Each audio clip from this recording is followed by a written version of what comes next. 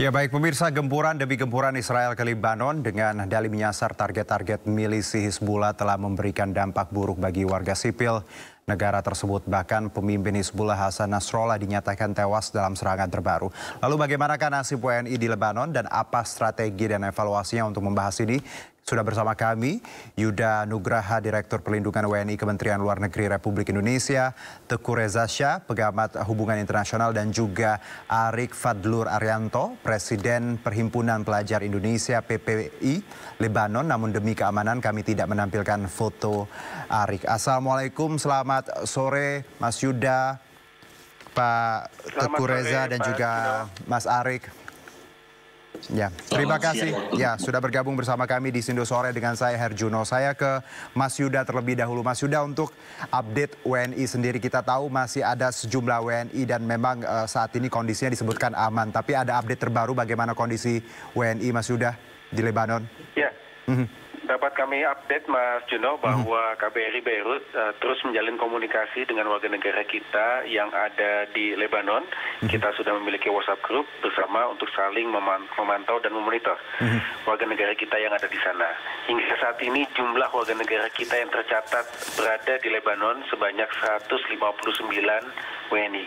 Dan alhamdulillah kondisi mereka saat ini selamat.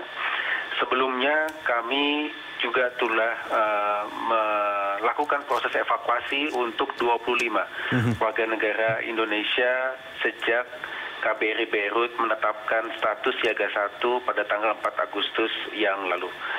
25 tersebut sudah tiba di Indonesia. Dan saat ini kami juga mencatat ada 5 warga negara Indonesia yang lainnya yang meminta untuk dievakuasi, yang saat ini juga sedang kita upayakan.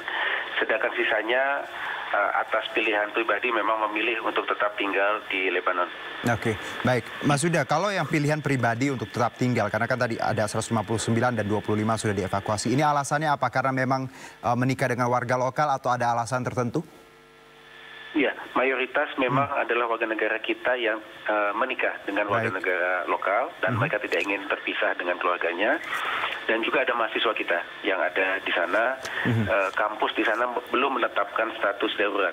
Ya, sehingga mereka takut kalau meninggalkan kampus nanti dianggap tidak melanjutkan kuliah, seperti itu. Oke, baik. Saya langsung ke Mas Arik ya, Presiden PPI Lebanon. Mas Arik, selamat sore waktu Jakarta.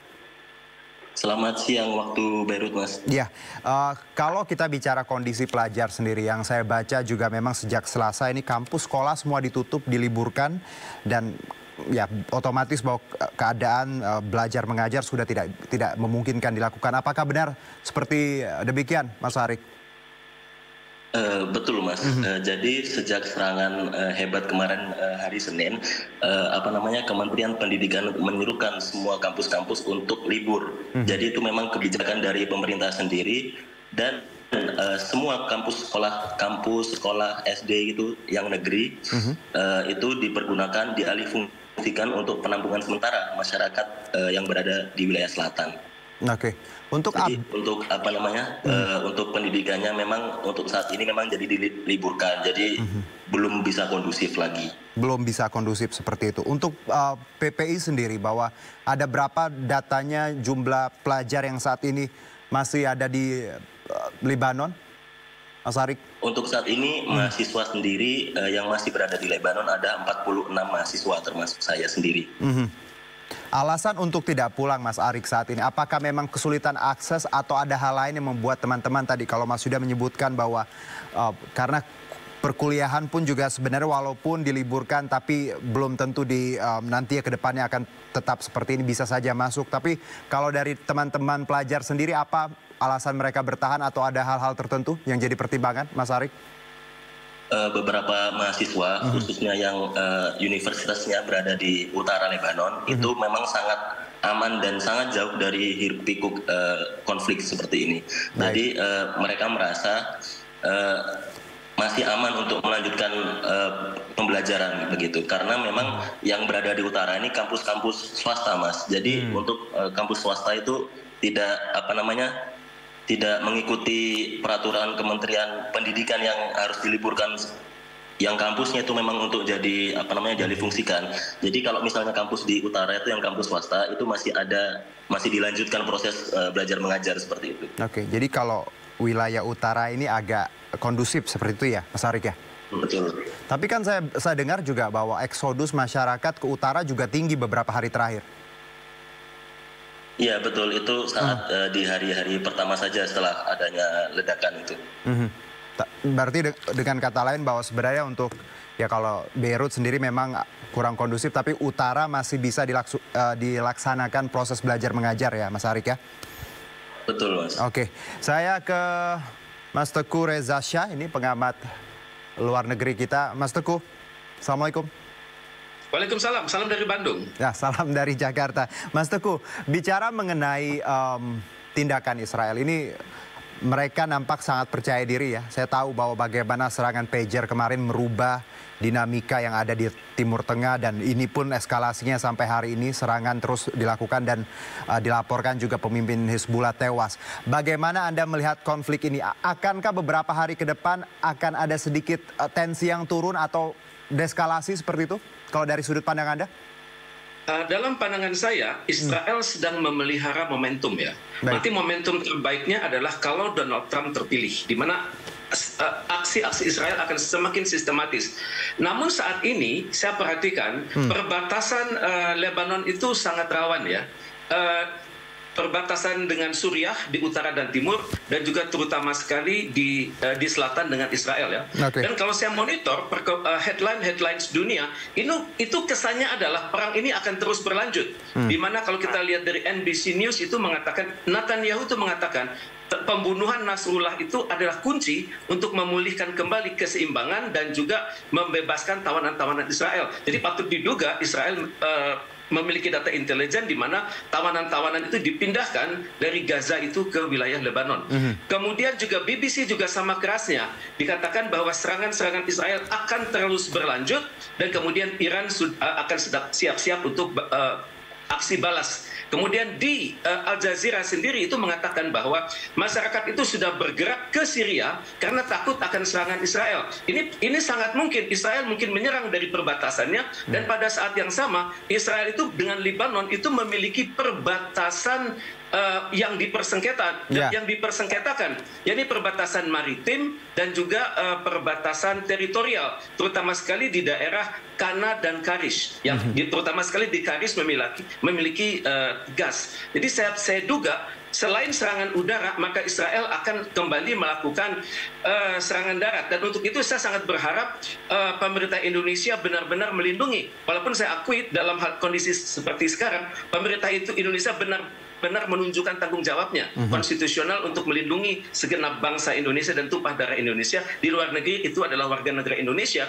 Namun menurut hemat saya itu koordinasi sebagaimana dikatakan oleh kawan-kawan kita tadi itu sudah berjalan. Kita sudah mendata 159 dan 46. Maka tentunya koordinasi ini harus dilanjutkan terus-menerus. Kalau pilihannya evakuasi pulang, apakah itu pilihan terbaik atau sebenarnya bisa menunggu karena beberapa WNI juga punya alasan untuk tidak pulang ke tanah air?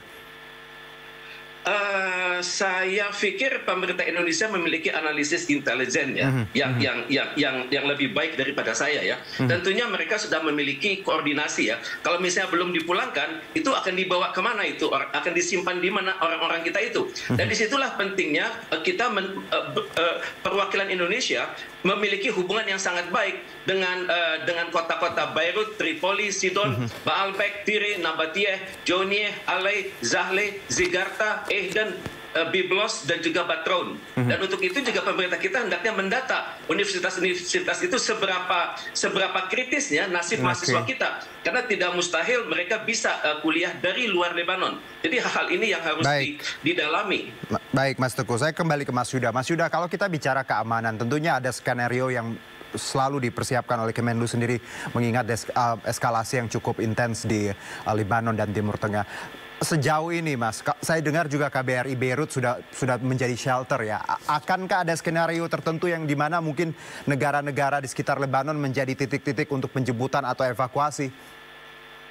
Iya, benar Mas Juno. Jadi sebetulnya sejak tanggal 4 Agustus yang lalu, KBRI Beirut telah menetapkan status siaga 1 untuk seluruh Lebanon.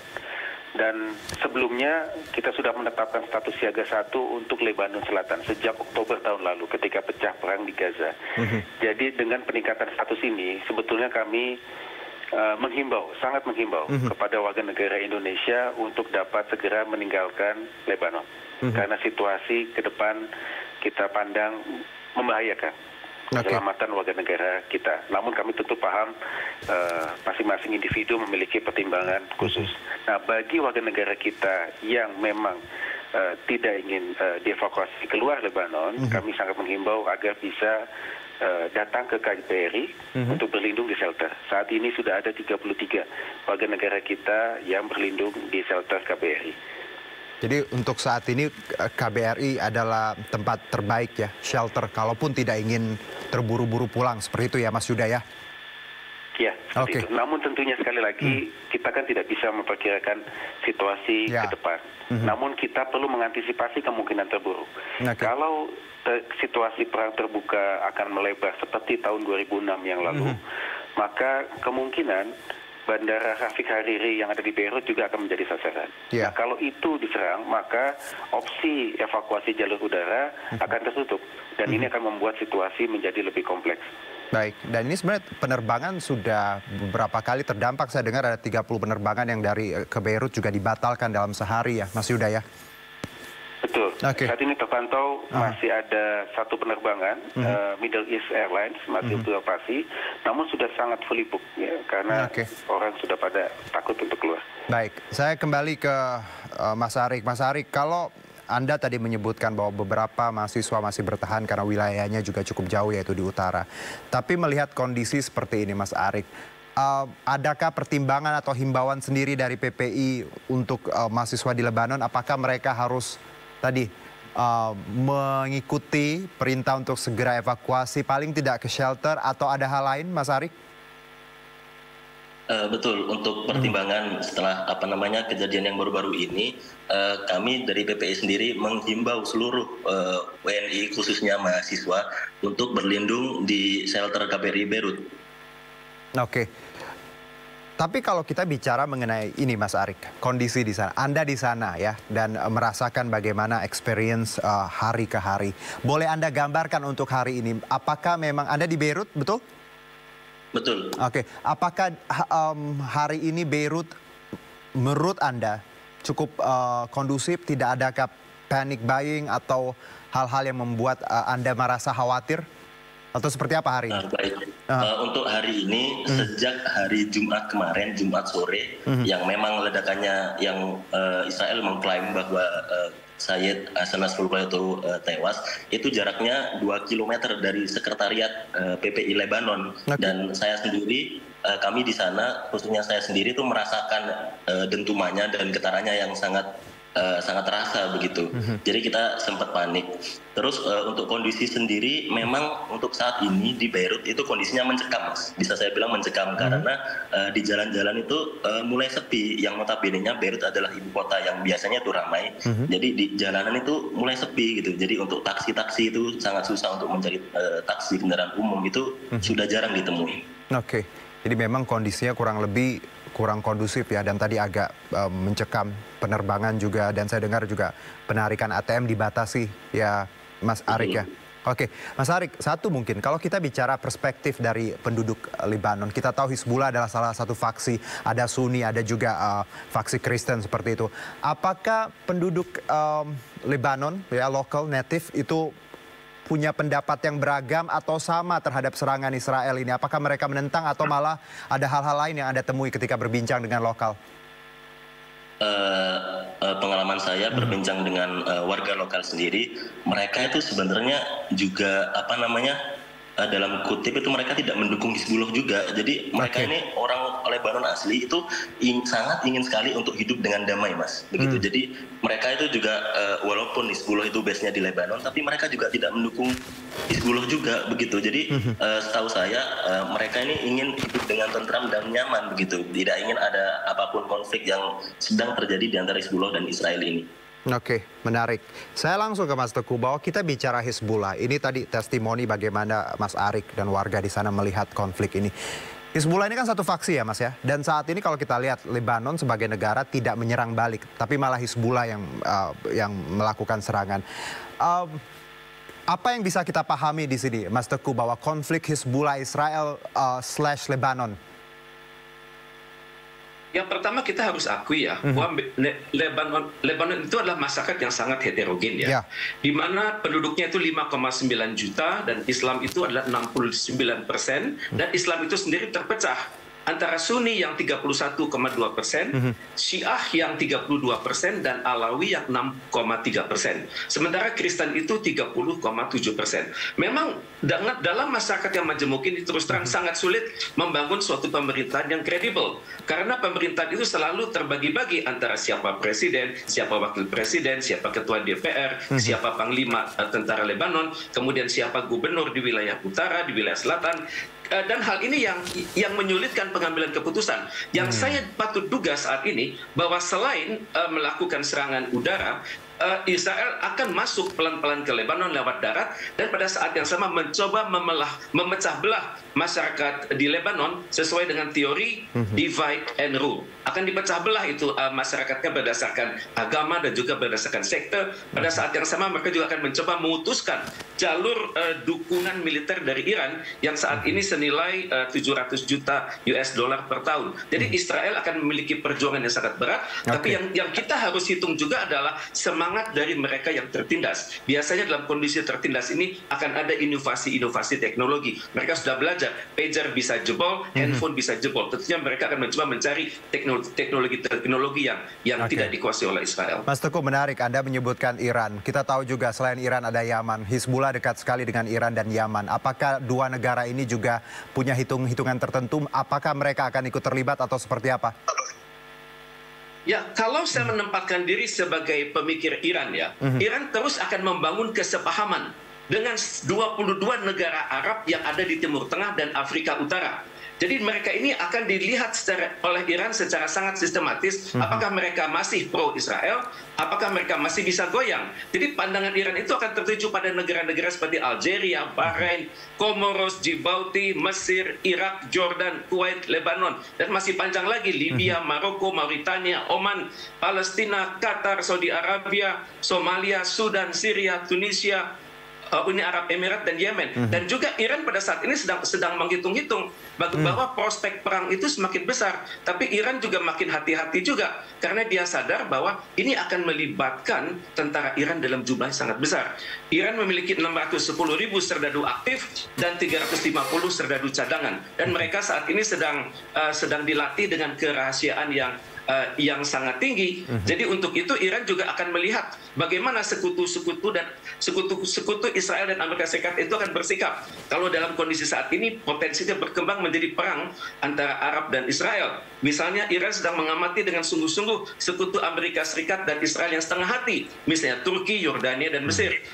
Dan juga Iran sedang menilai negara-negara yang tergantung pada jaminan keamanan dari Amerika Serikat. Dan Israel seperti Qatar, Bahrain, Kuwait, Uni Arab Emirat, dan Saudi Arabia. Dan sebagaimana halnya informasi militer itu akan sangat rahasia, kita tidak tahu. Tapi yang jelas Iran sudah mendapatkan perintah dari Ayatullah untuk bersiap-siap melakukan serangan ke Israel. Ya, dan lagi-lagi PBB sepertinya ya tidak bisa apa-apa. Proposal ditolak Israel ini jadi kayak jalan buntu ya, Mas Teguh, bahwa bagaimana sebenarnya PBB punya peran penting di sini. Plus kita juga Indonesia tadi sikap kita jelas. Sebelumnya saya ke Mas Yuda lagi. Mas Yuda, bahwa kalau kita bicara sikap di sini bahwa Indonesia dengan tegas tadi Bu Menlu menyebutkan bagaimana perjuangan kita untuk bersama Palestina, dan juga menyoroti, Bu Menlu sendiri menyoroti eskalasi yang terjadi di Lebanon.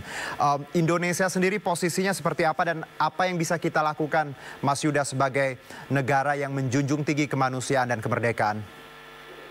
Iya, tentunya kita mendorong penyelesaian two-state solution, karena penyelesaian kasus di Palestina ini akan menjadi penyelesaian bagi kawasan. Itu yang harus kita dahulukan, dan dalam keadaan seperti ini maka menghentikan peperangan secepatnya itu merupakan prioritas utama kita. Baik, dan juga evakuasi ini memang terus dilakukan walaupun tadi Mas Yudaya agak terbentur dengan beberapa option dari personal seperti itu. Baik, saya ke Arik, sekali lagi Arik, mungkin kalau kita lihat sendiri seperti Anda laporkan ada 46 sekarang yang masih ada di Lebanon dan kondisi juga memang kalau di Beirut kurang baik, sementara di utara cukup baik. Apa yang ingin Anda sampaikan Arik untuk baik itu pemerintah maupun masyarakat Indonesia terkait kondisi di sana? Silakan Arik.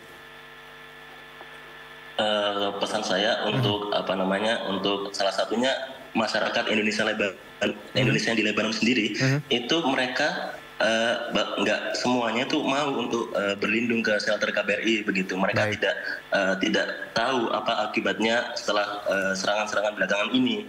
Memang misal yang di utara, memang roket-roket mungkin tidak sampai ke bagian utara. Tapi kalau misalnya nanti karena kolaps ini nanti kan pada akhirnya jalan-jalan ditutup begitu. Jadi KBRI Lebanon, KBRI Beirut sendiri sangat susah untuk mengevakuasi mereka-mereka yang tidak mau berlindung ke shelter KBRI Beirut begitu. Jadi pesan saya kita ikuti apa arahan pemerintah karena pemerintah yang lebih tahu informasi-informasi sensitif apa yang akan terjadi begitu kan.